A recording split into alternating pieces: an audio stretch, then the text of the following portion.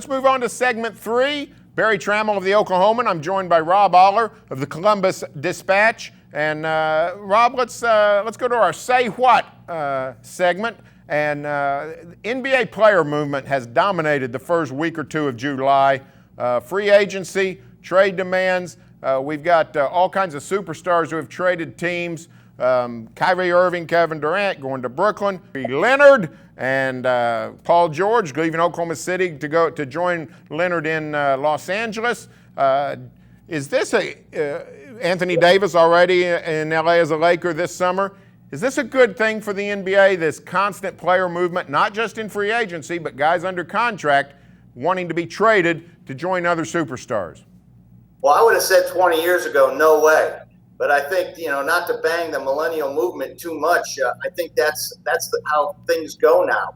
You stay at a job 2 years, you move on. It's not a big deal. So player movement, getting to know these guys, on my team is not as important as it maybe was back in the day. I think now the marketing, NBA's done a great job. They market these guys. I think the idea of parity, right when everyone was getting tired of Golden State dominating, when Cleveland being there with LeBron, now it's kind of anyone's game now. The Lakers can get there, the Clippers can get there. I think the parity issue is pretty good. Maybe they're taking a page from the NFL, but I think for people who really are in love with NBA, and I find this, I don't know if this is just anecdotal, Barry, but I hate to put an age on it, but if you're 50 and up or 40 and up, maybe you're not quite as much into the NBA as 30 and under, 35 and under, and I just don't think they care. They love the way it's marketed. The hip hop, the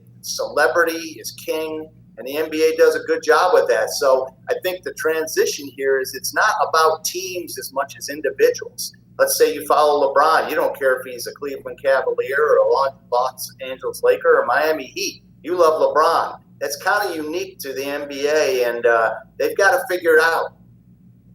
Well, you raise a good point about the parity.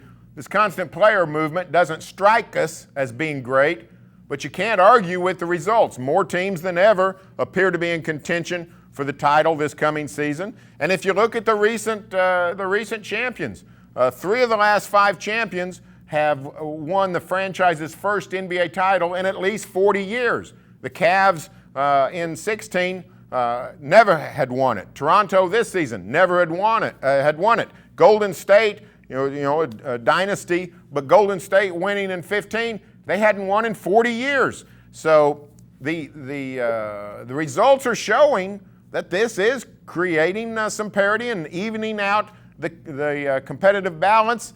That's always been a problem in the NBA, which has been historically a top-heavy sport. And if that changes, then I think we have to salute the player movement. Is there a concern, though, Rob, that Davis, George, and Leonard all go to L.A., Kyrie, Durant both go to New York? We've always heard, hey, the New York and L.A. markets have an advantage.